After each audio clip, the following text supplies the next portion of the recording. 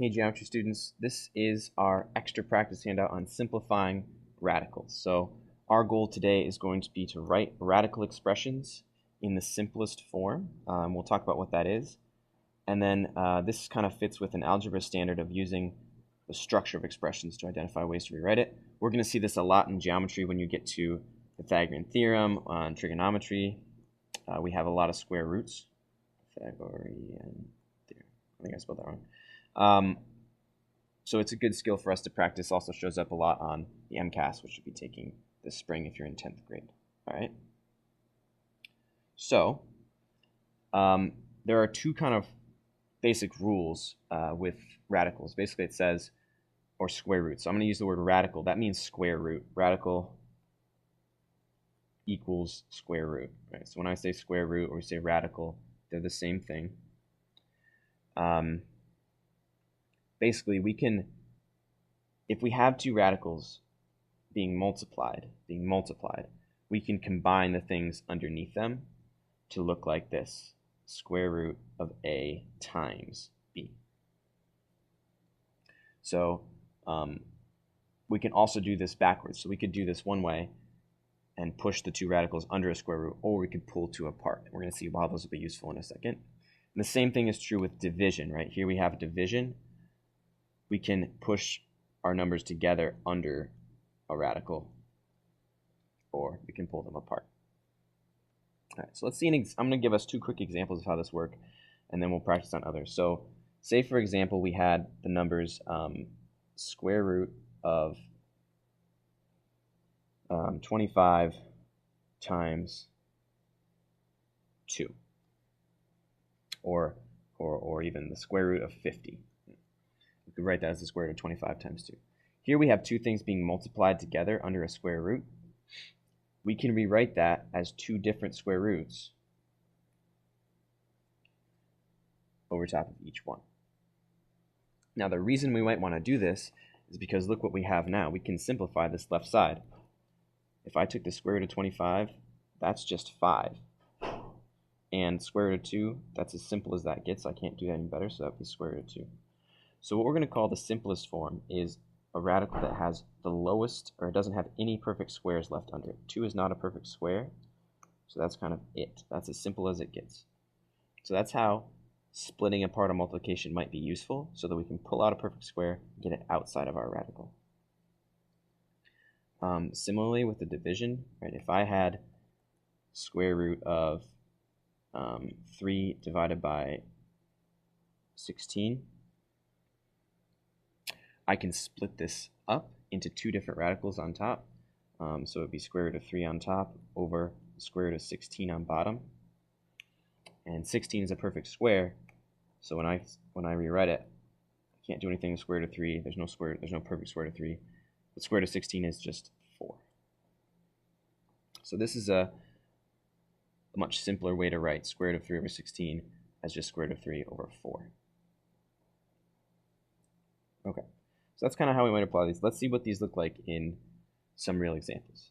So here, square root of 49, we may recognize that square root of 49 is a perfect square, so we should just be able to simplify that straight away as square root of 7 times 7. Oh, that's the square root of 7 squared, so that's just 7.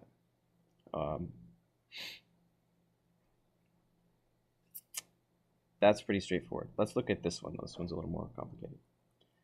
So in this example, we have a 3 on top and an 8 on bottom.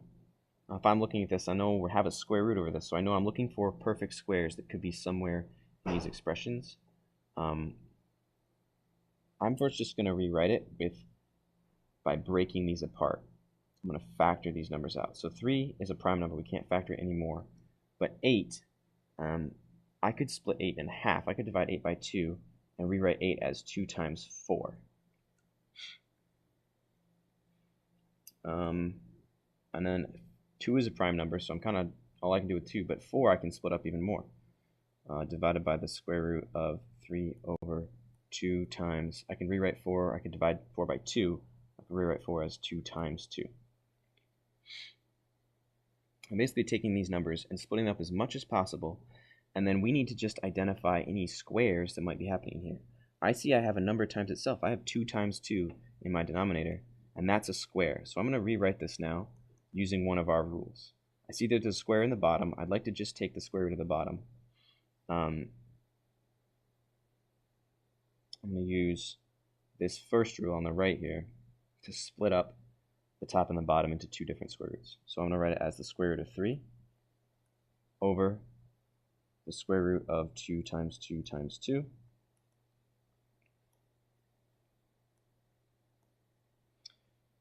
Square root of 3 we can't really do anything with. It is prime number. Underneath, though, I see this as the square root of 2 squared times 2. And the reason I chose to write it as 2 squared, 2 times 2 equals 2 squared, because I know perfect squares can simplify in a radical. Square root of 3. And then I'm going to use our other property on the bottom. I have 2 things being multiplied, 2 squared and 2, to split it up into 2 different pieces. Square root of 2 squared times square root of 2. And then one more rewrite. We have square root of 3 all over. All right, the square root of 2 squared, that is just 2. Square roots and squares are inverse operations. So looking at this, they kind of get rid of each other. They're inverses. So we're just left with the 2 times the square root of 2. So this would be an example of how we could simplify. This one isn't perfectly simple yet, but it's kind of focused on the skills we need to have for this. Ideally, there wouldn't be any radicals in the denominator, but we'll talk about that in another video.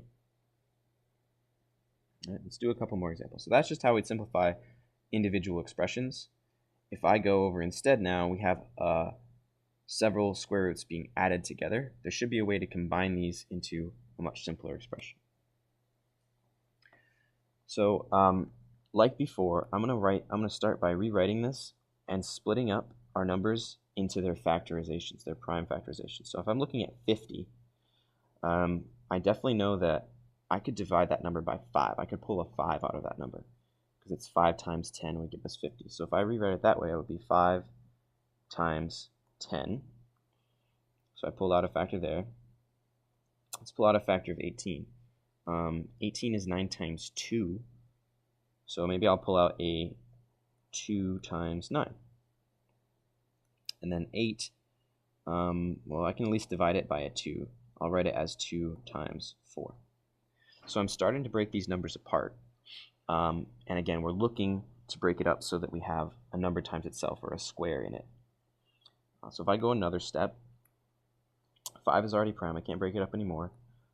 10, I could actually divide it by 5 as well.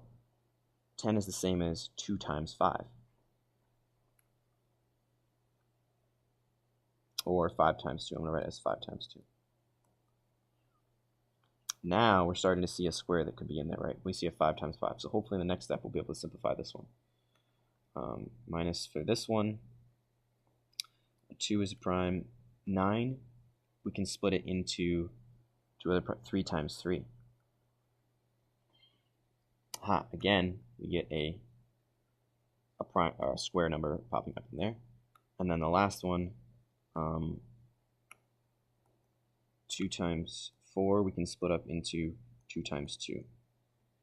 And again, we're getting a square show up here. It's 2 times 2. All right, one more round here, and I bet we'll be able to get some good stuff. So whenever I see squares, I'm just going to rewrite them as squares. 5 squared times 2 minus square root of 2 times 3 squared plus square root of 2 squared times 2. Okay. Now we have a bunch of multiplications under square roots that we'd like to get rid of. We have these multiplications under square roots, but we have perfect squares that we'd like to pull out and get rid of their radicals. So if we do that,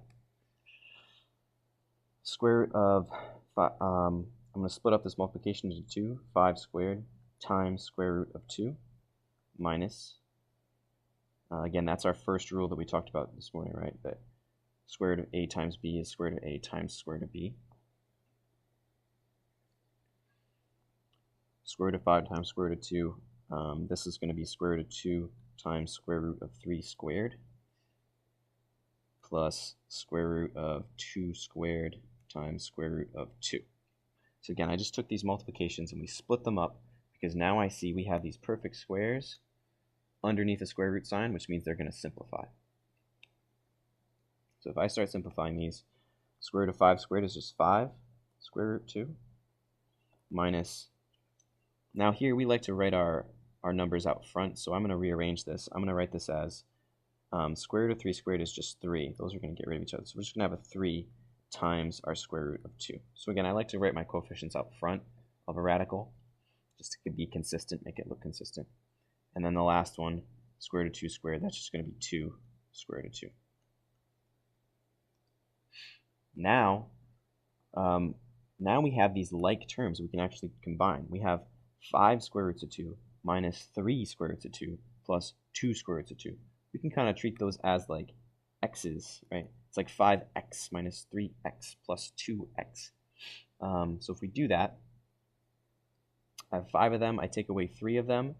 That means I'm going to have 2 square roots of 2 left over. So that's me combining those two. And then here, I'm adding on 2 more. If I have 2 square roots of 2 and I add on 2 more square roots of 2, that's like having 4 square roots of 2. So in a problem like this, we first looked at our radicals and we're like, I bet these numbers we can break them down and pull out some squares. So we took some steps and broke them down slowly, pulled out our squares. And you may see the squares sooner than we did. You don't have to break them all the way down if you know there's a square in there. We fought until we got to some squares. We pulled those squares out front. And then we rewrote our expression just in terms of square root of 2. And that worked out nicely in this case because it was just one type of number, one type of square root. And then we combined our like terms and we got to 4 square root of 2. So we took this big mess of an expression and instead just have it as 4 square root of 2. So we're going to do one more example. This one has some multiplication in it. So here there's a square root of 2 being multiplied into another expression. So let's rewrite that multiplication first. It's just going to be square root of 2 times square root of 3 minus square root of 2 times square root of 2. Just distributing my number through those terms. Notice we cannot combine inside the parentheses. We cannot combine a square root of 3 and a square root of 2. Those are not like terms. If they were both the square root of 2, like if it were square root of 2 minus the square root of 2, then we could combine them. They would combine to 0, but we can't combine square root of 3 and square root of 2. They're not like. All right, breaking this down a little bit more, I'm going to use my property where we multiply square roots, we can push them all underneath square root of, because neither of these are perfect squares. 2 and 3 are not perfect squares, so I can't simplify those radicals. So I'm just going to push them back under the same thing, 2 times 3. And then minus, same thing here, I'm going to push these together because we can't simplify them alone like this. Square root of 2 times 2. All right, now moving forward, I'm looking at these. The first radical, I don't see any perfect squares. I have a 2 and a 3. Neither of those are perfect squares, and they're not the same. So I'm just going to rewrite that as a 6. And that's the simplest that this piece is going to get, square root of 6. Now over here, though, we have square root of 2 times 2. Oh, well, that's the same as square root of 2 squared. That we can simplify more. So in our last step, I'm going to do square root of 6 minus square root of 2 squared. Square root and squareds are inverses, get rid of each other, and we're just left with 2. So again, we took this kind of messy multiplication problem and we're able to simplify it to just one radical that's as simple as it can get and a normal number over here, 2. All right, so on this handout on the back side, there are 6 questions. Some of them are just straight up simplifying our expressions using our rules.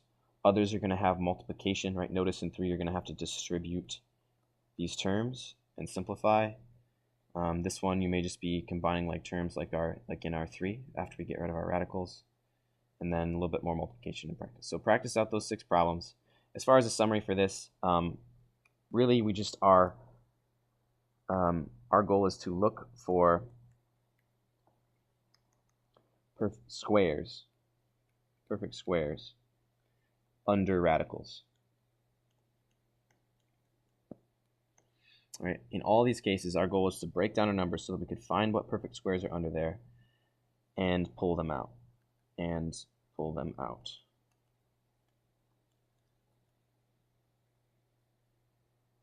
And then really we just had to, after we did that, look for the perfect squares, maybe like combined our terms or